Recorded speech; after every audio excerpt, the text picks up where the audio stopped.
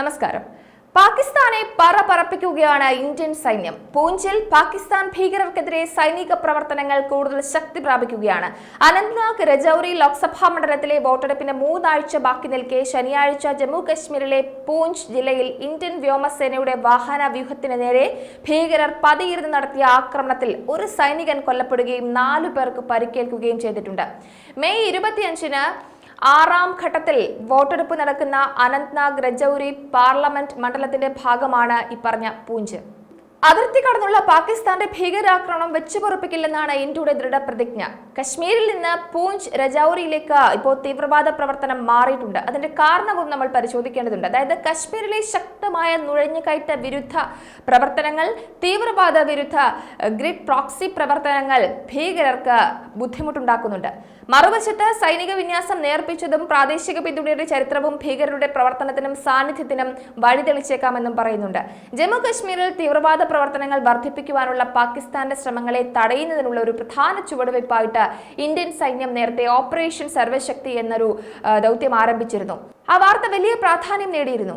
പിർപഞ്ചൽ പർവ്വതനിരകളുടെ ഇരുവശത്തും പ്രവർത്തിക്കുന്ന ഭീകരരെ സുരക്ഷാ സേന ലക്ഷ്യമിടുന്നുണ്ട്. അടുത്ത കാലത്തായിട്ട് പാകിസ്ഥാൻ പ്രോക്സി തീവ്രവാദ ഗ്രൂപ്പുകൾ തെക്ക് പിർപഞ്ചൽ റേഞ്ചുകളിൽ, പ്രത്യേകിച്ച് ഈ പറഞ്ഞ രജൌരി പൂഞ്ച് സെക്ടറിൽ തീവ്രവാദം പുനരുജ്ജീവിപ്പിക്കാൻ ശ്രമിക്കുന്നുണ്ട്.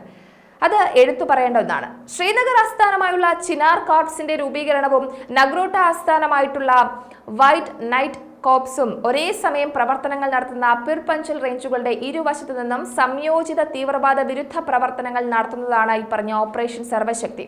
Jammu Kashmir police, CRPF, special operations group, intelligence ഏജൻസികൾ എന്നിവർ രജൌരി പൂഞ്ച് സെക്ടറിലെ തീവ്രവാദ പ്രവർത്തനങ്ങൾ പുനരുജ്ജീവിപ്പിക്കാനുള്ള പാകിസ്ഥാന്റെ ആസൂത്രണങ്ങളെ പരാജയപ്പെടുത്താൻ സുപ്രധാനമായ നീക്കങ്ങളാണ് നടത്തുന്നത്. തെക്ക് പിർപഞ്ചൽ റേഞ്ചിലെ അതേ പ്രദേശങ്ങളിൽ നിന്ന് തീവ്രവാദികളെ ഉന്മൂലനം ചെയ്യാൻ 2003-ൽ ആരംഭിച്ച ഓപ്പറേഷൻ സർപ്പവിനാശിന്റെ മാതൃകയിലായിരിക്കും പ്രവർത്തനങ്ങൾ എന്നതാണ് മനസ്സിലാക്കേണ്ടത്.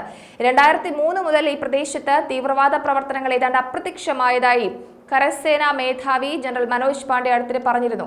എന്നാൽ ഇപ്പോൾ ശക്തി പ്രാപിച്ചു വരികയാണ് തീവ്രവാദ പ്രവർത്തനങ്ങൾ. പൂഞ്ച് മേഖലയിൽ തീവ്രവാദ പ്രവർത്തനങ്ങൾ പുനരുജ്ജീവിപ്പിക്കാൻ പാകിസ്ഥാൻ അത്യന്തം ശ്രമിക്കുന്നുണ്ട് എന്നതാണ് എടുത്തു പറയേണ്ടത്. രജൌരി പൂഞ്ച് സെക്ടറിൽ കൂടുതൽ സൈനികരെ ഉൾപ്പെടുത്താനുള്ള നടപടികളും അതുപോലെ തന്നെ ഇന്ത്യൻ സൈന്യവും ആരംഭിച്ചിട്ടുണ്ട്.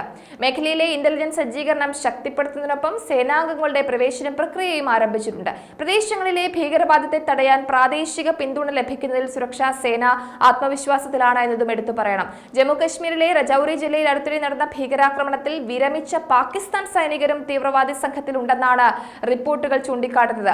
പാകിസ്ഥാൻ വളരെ വലിയ രീതിയിലാണ് തീവ്രവാദത്തിന് ധനസഹായം നൽകുന്നത്. ധനസമാഹരണത്തിനായിട്ട് നിരവധി പുതിയ രീതികളും അവലംബിച്ചിട്ടുണ്ട്. മെഡിക്കൽ സീറ്റുകൾ വിറ്റ് പണം സ്വരൂപിക്കുന്നത് തീവ്രവാദ ഫണ്ട് സൃഷ്ടിക്കുന്നതിനുള്ള സവിശേഷവും നൂതനവുമായ ഒരു രീതിയായിരുന്നു. ഈ രീതി ഇപ്പോഴും ഉപയോഗത്തിലുണ്ട് എന്നും 2019-ന് ശേഷം പാകിസ്ഥാൻ ആസ്ഥാനമായുള്ള മെഡിക്കൽ എഞ്ചിനീയറിംഗ് സ്ഥാപനങ്ങളിൽ നൽകുന്ന ബിരുദങ്ങൾ അസാധുവാക്കിക്കൊണ്ട് ഇന്ത്യൻ സർക്കാർ ചില നീക്കങ്ങളും നടത്തിയിരുന്നു. ഹജ്ജ് യാത്രകളിലൂടെയും അതേപോലെ പണം സ്വരൂപിക്കുന്നുണ്ട്. ഇതൊക്കെ പ്രായോഗികമായിട്ട് തുടരുന്ന രീതികളാണ്. 2ാം ഘട്ടത്തിൽ ആയുധങ്ങൾ, പണം, മയക്കുമരുന്ന് എന്നിവ കടത്താൻ തീവ്രവാദ സംഘടനകൾ നിയന്ത്രണ രേഖ വ്യാപാരത്തിനായിട്ട് ഉപയോഗിക്കുന്നുണ്ട്. ഓവർ ഇൻവോയ്സിംഗ്, അണ്ടർ ഇൻവോയ്സിംഗ്, സക്കാത്ത്, ഉസ്ര സംഭാവനകൾ, പ്രവാസികളിൽ നിന്ന് ലഭിക്കുന്ന പണമടയ്ക്കൽ സംഭാവനകൾ, ആഭ്യന്തര അന്തർദേശീയ സ്രോതസ്സുകളിൽ നിന്ന് ഇസ്ലാമിക ചാരിറ്റികൾ ഉണ്ടാക്കുന്ന പണം, മിറർ ട്രേഡിംഗ്, ഇങ്ങനെയുള്ള ധാരാളം രീതികൾ പറയുന്നുണ്ട് ഇത്തരത്തിൽ തീവ്രവാദത്തെ സഹായിക്കുവാൻ വേണ്ടിയിട്ട്. പാകിസ്ഥാൻ രഹസ്യാന്വേഷണ വിഭാഗത്തിന്റെ നേരിട്ടുള്ള ഫണ്ടിനെ പറ്റി പറയണം. ജമാഅത്തിന്റെ സ്കൂളുകൾ, അനാഥാലയങ്ങൾ, ഗവൺമെന്റിന്റെ സൗകര്യങ്ങൾ എന്നിവയിലൂടെ സമാഹരിക്കുന്നുണ്ട് പണം. അപ്പോൾ വ്യക്തമായ വിവരങ്ങൾ പാകിസ്ഥാന്റെ തീവ്രവാദത്തിന്റെ അനുകൂലമായ നടപടികൾക്ക് ലഭിക്കുന്നുണ്ട്. കൃത്യമായ തെളിവുകൾ കണ്ടെത്തിയിട്ടുണ്ട്.